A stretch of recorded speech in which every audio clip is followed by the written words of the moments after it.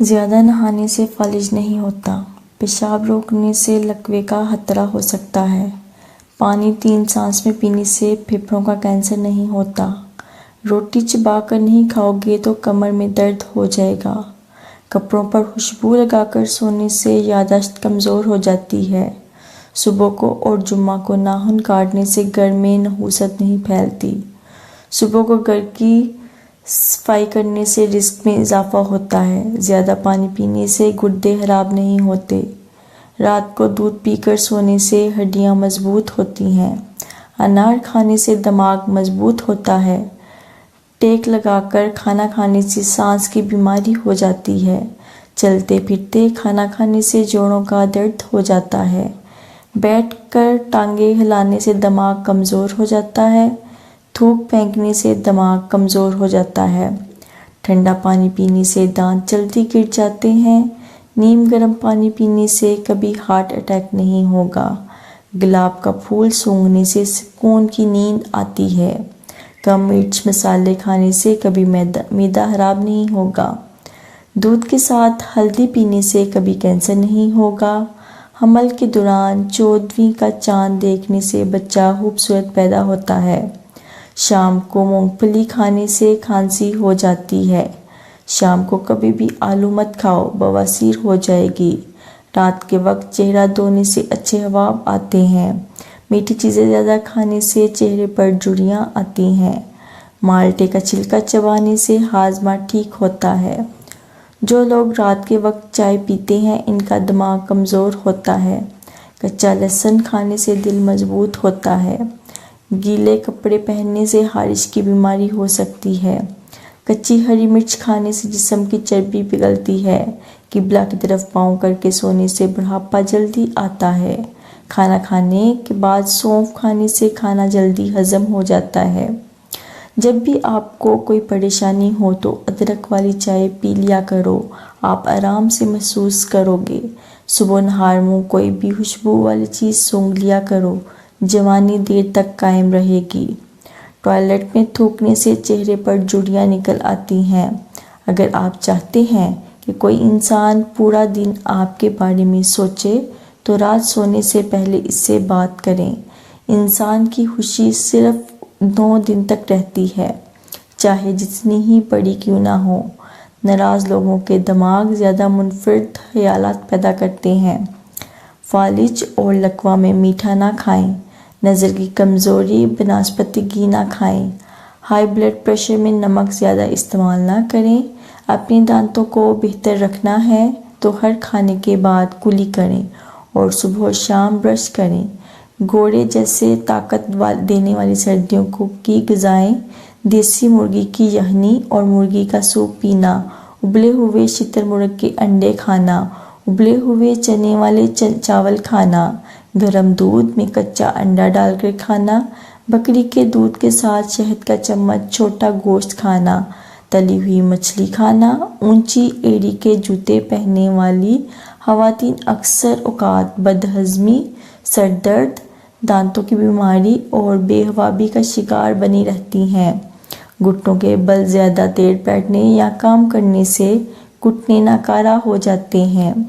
نیم گرم دودھ کے بعد پانی پینے سے کھانسی لگ جاتی ہے۔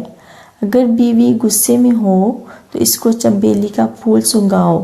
بیوی ناراض ہو تو رات کو نمکین چیز کھلاؤ۔ بعض مرد اور خواتین کی آنکھوں سے پانی بہتا رہتا ہے اور وہ مختلف قسم کے سرمے استعمال کرتے ہیں لیکن فائدہ نہیں ہوتا۔ اس کے لیے 21 بادام کی گڑیاں روزانہ رات کو پانی میں بھگو دیں اور چھیل کر نہار منہ کھا لیں۔ کیا آپ جانتے ہیں دبئی کے شہر کو سونے کے کان بھی کہا جاتا ہے کیونکہ دبئی میں 10 سے زیادہ ایسی دکانیں ہیں جہاں پر سونا 10 ٹن سے بھی زیادہ پڑا رہتا ہے۔ حمل کا بار بار گرنا، جامن کی گٹھلیوں کا خوف بنا لیں۔ 1 ماہ روزانہ 1 چمچ رات کو دودھ سے لیں۔ 1 چمچ سا گودانہ گرم دودھ میں ڈال کر ڈھانپنے دیں۔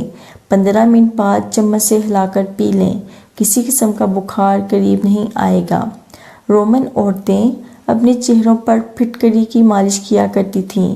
پھٹکری کے استعمال سے چہرے پر نمودار ہونے والی لکیریں اور چھوٹی چھوٹی جوڑیوں کا خاتمہ ہوتا ہے اور چہرے کا رنگ صاف ہو جاتا ہے۔ زیادہ چائے پینے سے بینائی کمزور ہو جاتی ہے۔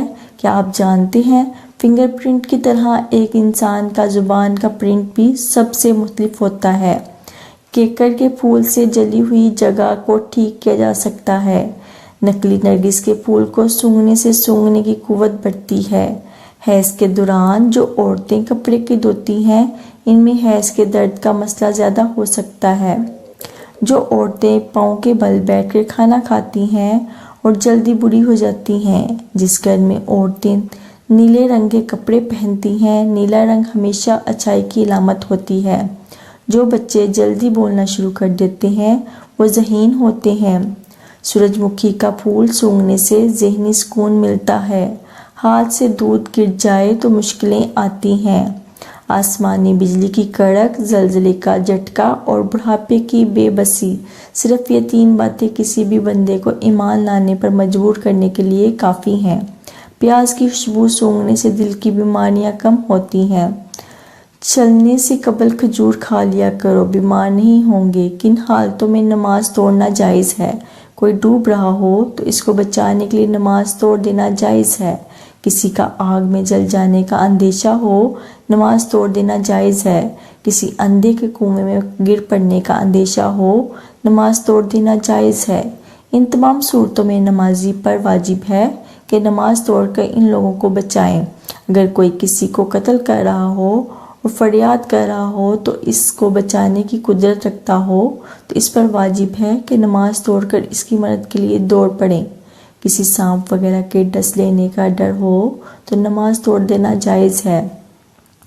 اپنے یا کسی پیسوں کی چوری یا نقصان کا ڈر ہو تو نماز توڑ دینا جائز ہے۔ دودھ ابل جائے یا گوشت ترکاری کے جل جانے کا ڈر ہو، ان صورتوں میں نماز توڑ دینا جائز ہے۔ نماز پڑھ رہے ہو، ریل گاڑی چھوٹ گئی اور سامان ریل گاڑی میں ہے یا ریل گاڑی چھوٹ جانے سے نقصان ہو جائے گا، نماز توڑ کر ریل گاڑی پر سوار ہو جانا جائز ہے۔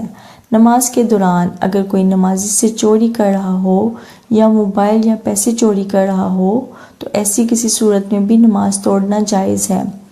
نفل نماز میں ہوں یا ماں باپ پکاریں اور ان کو اس کی نماز کے بارے میں معلوم نہ ہو تو نماز توڑ دی جائے اور جواب دیں، بعد میں اس نماز کی قضا پڑھی جائے۔